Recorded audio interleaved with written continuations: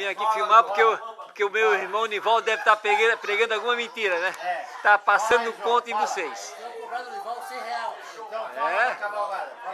O João, o Robson, aqui o Beto, o Nivaldo tá nesse meio aqui, Nivaldo. Já, o Luiz, o Fritz. Paulinho, dá a palavra lá pro o rapaz, aquele é o Fernando, todo mundo vai pro YouTube. Dá a palavra pro João. Como é que vai todo mundo pro YouTube? Pode falar, João, tá filmando.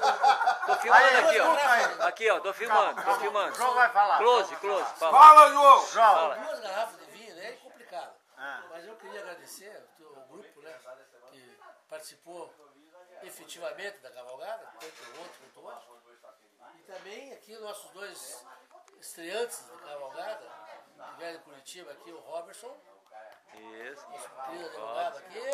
Isso. E o Fernandinho aqui. Fernandinho não aguentou O muito. único que não aguentou 2 O dias. Fernandinho vai pro YouTube.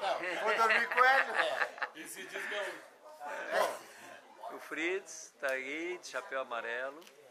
O Luiz, o nosso promotor. O Nivaldo aqui, o Nivaldo sempre tá aprontando. O nosso amigo Beto. Bem close, hoje é close.